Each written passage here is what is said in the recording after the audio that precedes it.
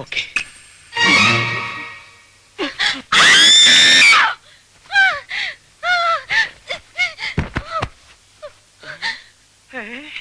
ബാലകൃഷ്ണൻ എന്താണ് ഒച്ച കേട്ടത്? ഫസ്റ്റ് നൈറ്റ് അല്ലേ, അതിന്റെ ആയിരിക്കും മത്തായിച്ചേട്ടാ. ഫസ്റ്റ് നൈറ്റ് എന്ന് പറഞ്ഞിട്ട് ഇങ്ങനെ ഒച്ച ഉണ്ടാവൂ? ഇത് ഫസ്റ്റ് നൈറ്റ് അല്ല, ലാസ്റ്റ് നൈറ്റ് ആണെന്ന് തോന്നുന്നത്.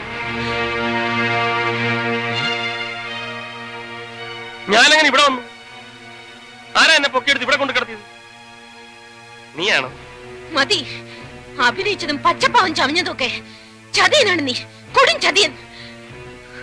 മീന, ബഹളം ഉണ്ടാക്കരുത് പ്ലീസ്. അപ്പുറത്ത് അവരൊക്കെ ഉണ്ട്. അവരൊക്കെ കേൾക്കട്ടെ. സത്യം എന്താണെന്ന് അവരറിയട്ടെ. നിങ്ങൾ ചെയ്ത വൃത്തിയുടെകളൊക്കെ ഇവിടെ എല്ലാവരും അറിയട്ടെ. അതിന് ഞാൻ എന്ത് വൃത്തിയേട് ചെയ്തെന്നാ? ഉറക്കത്തിൽ അറിയാവുന്ന കെട്ടിപ്പിടിച്ചോ? അപ്പൊ നീ എന്നെ ഉറക്കത്തിൽ കെട്ടിപ്പിടിച്ചോ? അത് ഞാൻ ക്ഷമിച്ചില്ല. അതുപോലെ ഞാനും ഒന്ന് അറിയാണ്ട് ചെയ്തു പോയതാ. അറിയാണ്ടാണല്ലേ?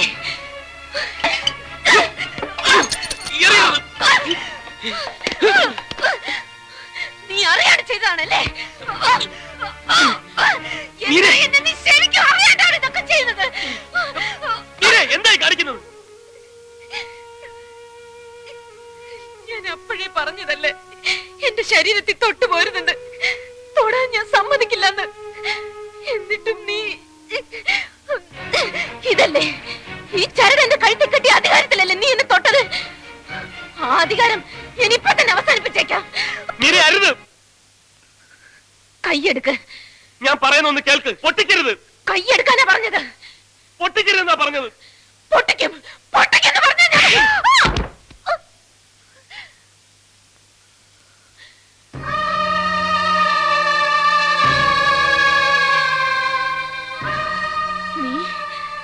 നീ എന്നെ തല്ലിയല്ലേ? നിന്നെ തല്ലുകയല്ല, കൊന്നു കുഴിച്ചു മൂടുക വേണ്ടത്. ഇനി ആ താലിയിൽ എങ്ങനെ തൊട്ടാലുണ്ടല്ലോ, കൊന്നുകളയും നിന്നെ ഞാൻ. വേണ്ട, നീ എന്നെ കൊല്ലണ്ട. ഞാൻ ചാവല്ലേ നിനക്ക് വേണ്ടു? ഞാൻ ചത്തോളാം, ഞാൻ തന്നെ ചത്തോളാം. പോ, എവിടെയെങ്കിലും പോയി ചാവ്. കാണിച്ചു തരാം, എല്ലാത്തിനും ഞാൻ കാണിച്ചു തരാം. എന്റെ ശവത്തിന് നിങ്ങളെ കൊണ്ടൊക്കെ ഞാൻ സമാധാനം പറയിക്കും. നോക്കിക്കോ.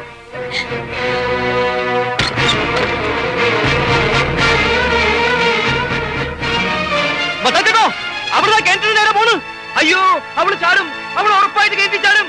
മീരേ, മീരേ, ഞാൻ പറയണത് കേൾക്കാൻ. ഞാൻ പറയണത് കേൾക്കാൻ. മോളെ എന്തെങ്കിലും ഉണ്ടെങ്കിൽ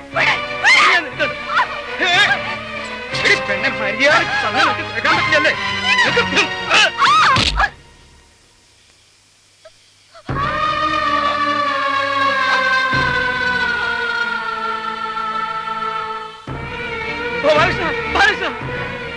അയ്യോ മീരേ, ബാലകൃഷ്ണ പൊക്കടാ.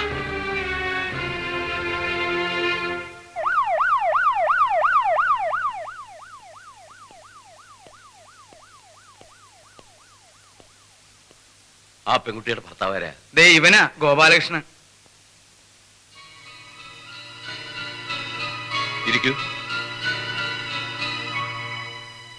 ഗോപാലകൃഷ്ണൻ ഭാര്യയുമായിട്ട് സ്ഥിരം വഴക്ക് കൂടാറുണ്ട് അല്ലേ? ഇല്ല, ഇങ്ങനെ ഒരു സംഭവം ഇതാദ്യമായിട്ടാ. അല്ലല്ലോ ഗോപാലകൃഷ്ണ, റോഡിൽ കിടന്ന് നിങ്ങൾ ഒരിക്കൽ വഴക്ക് കൂടിയിട്ടില്ലേ? എന്നിട്ട് ഈ എന്റെ കാറിന്റെ മുമ്പിൽ ചാടി അവൾ ചാകാൻ ശ്രമിച്ചില്ലേ? അതെപ്പോ? അതൊക്കെ ഉണ്ട്, കല്യാണത്തിന് മുമ്പാ. അപ്പൊ അവളിങ്ങനെ ആത്മഹത്യ ചെയ്യാൻ ഒരുങ്ങുന്നത് ഇതാദ്യമായിട്ടല്ല. അല്ല, അത് മാത്രമല്ല, ഒരിക്കൽ അവൾ എന്നോടും പറഞ്ഞിട്ടുണ്ട്, അടുപ്പിലാളുന്ന തീ നോക്കി നിൽക്കുന്നുണ്ട്. ഞാൻ ചോദിച്ചപ്പോ തീ ചാടി മരിക്കുന്നത് അവൾക്ക് ഇഷ്ടമെന്ന്. ആ, അത് അവൾ എന്നോടും പറഞ്ഞിട്ടുണ്ട്. അവൾക്ക് കിണറ്റി ചാടി മരിക്കാൻ ഭയങ്കര കൊതിയാണെന്ന്. അപ്പോ എന്റെ ഊഹം ശരിയാണ്. She is abnormal. അപ്പോ എന്റെ ഊഹം ശരിയാണ്, അവൾക്ക് ഭ്രാന്താണല്ലേ? ഭ്രാന്ത് എന്ന് പറയാൻ പാടില്ല, ഒരു തരം മാനസിക രോഗം. ആത്മഹത്യാ പ്രവണതയുള്ള ഒരു മാനസിക രോഗി. ഞങ്ങളുടെ ഭാഷയിൽ പറഞ്ഞാൽ എ സൂയിസൈഡ് മാനിയാക്ക്. മരണം സ്വയം വരിക്കുക, ആ മരണത്തിലൂടെ മറ്റുള്ളവരോട് പ്രതികാരം ചെയ്യുക, അതാ അവളുടെ ഉദ്ദേശം.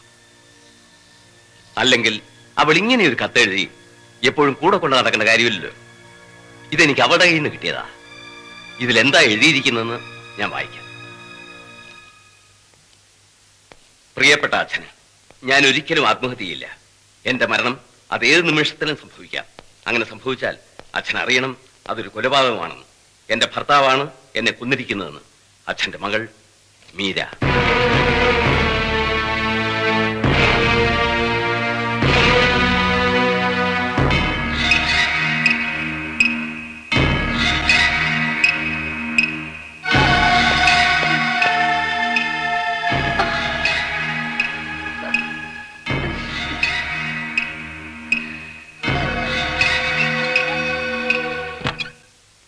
എടാ, എന്ത് പണ്ടാരത്തിനാടാ ഇവിടെ ഇതിനിങ്ങനെ കൊണ്ട് കിടത്തിരിക്കുന്നത്?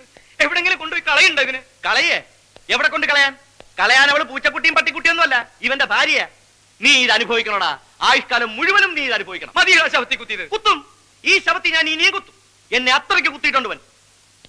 എന്റെ നായകൻ തട്ടിയെടുക്കാല്ലേ മത്തായിച്ചേട്ടാ ഇവന് ഈ അക്രമം മുഴുവൻ ചെയ്തത്? വഴിയിനെങ്ങാണ്ട് ഒരു ഭ്രാന്തി പെണ്ണിനെയും പിടിച്ചോണ്ട് വന്നിട്ട് എന്റെ അമ്മാവന്റെ മകളാണ്, മുറപ്പെണ്ണാണ്, നിനക്ക് എന്തോ ഒരു അഹങ്കാരം ഉണ്ടായിട്ട് വേണം ആ ഭ്രാന്തി പെണ്ണിന്റെ എഴുതി താലി വരെ കെട്ടില്ലേറാ നീ? എന്നിട്ട് എല്ലാം കഴിഞ്ഞിട്ട് ഇപ്പൊ എവിടെങ്കിലും കൊണ്ട് കളഞ്ഞ അവള് പോവോ? ഒഴിഞ്ഞു പോടാ അവള്. അവൾ അങ്ങനെ ഒന്നും ഒഴിഞ്ഞു പോവില്ല മത്തായിച്ചേട്ടാ, ഇവനെയും കൊണ്ടേ അവള് പോവും. നീ ഇതൊന്നും കേൾക്കണില്ലേ? കേൾക്കാതിരിക്കാൻ അവന്റെ ചവിട്ടി പഞ്ഞു വെച്ചേക്കും. അവനോടല്ല പറഞ്ഞത്, മാതാവിനോടാ. ഓഹോ, മാതാവിനോടും കർത്താവിനോടും പറഞ്ഞിട്ട് കാര്യമില്ല. ഇതൊക്കെ ഓരോരുത്തരുടെ വിധിയാ, അതിനി നമ്മളായിട്ട് തടയാതിരുന്നാ മതി. വിധിയാ? എന്ത് വിധി? പോടോടുന്നു. എടാ ഗോപാലകൃഷ്ണ, നീ പേടിക്കണ്ട, നീ അവളെ ഇവിടുന്ന് പറഞ്ഞു വിട്. ബാക്കി കാര്യം ഞാൻ ഏറ്റുന്നു. ഏറ്റല്ലോ? ഒടുക്ക അവൾ എവിടെങ്കിലും ചാടി ചത്തിട്ട് ശവം കൊണ്ട് പോലീസുകാർ വരുമ്പം അതും കൂടെ അങ്ങ് ഏറ്റോണം. എന്റെ മത്തായിച്ചേട്ടാ, ഇവൻ അവളുടെ കഴുത്തിൽ താലി കെട്ടി പോയില്ലേ? ആ താലി അവളുടെ കഴുത്തിൽ കിടക്കുന്നിടത്തോളം കാലം അവൾ ഭാര്യയും ഇവൻ അവളുടെ ഭർത്താവുമാ. അവൾക്കിനി എന്ത് സംഭവിച്ചാലും അതിന്റെ മുഴുവൻ ഉത്തരവാദിത്വം ഇവനാ. അത് നേരാണല്ലോ. അപ്പൊ ഇനി എന്താ ഒരു മാർഗം? ഒറ്റ മാർഗമേ ഉള്ളൂ. ഇവന് രക്ഷപ്പെടണമെന്നുണ്ടെങ്കിൽ ഇവൻ കെട്ടിയ താലി ഇവൻ തന്നെ പൊട്ടിക്കണം. എന്താ അതവന് സംഭവമല്ല. ഇതാ ഞാൻ പറഞ്ഞത്, ഓരോരുത്തരുടെ വിധിയെ അനുഭവിക്കട്ടെ എന്ന്. എടാ, നീ ഇത് പൊട്ടിക്കുന്നുണ്ടോ? ഇല്ലെങ്കിൽ ഞാനത് പൊട്ടിച്ച് വലിച്ചെറിയും. പൊട്ടിക്കാന്ന് പറയടാ. എടാ പറയാൻ. എന്ത്?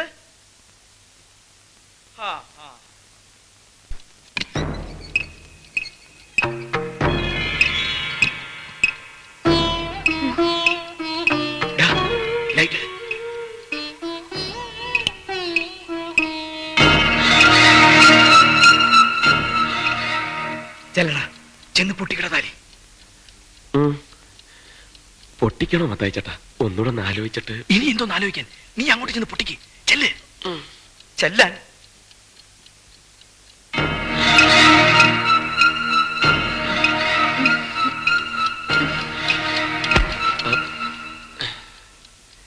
തിരിഞ്ഞു കളഞ്ഞ് പോവാം. പോയി പൊട്ടിരാ.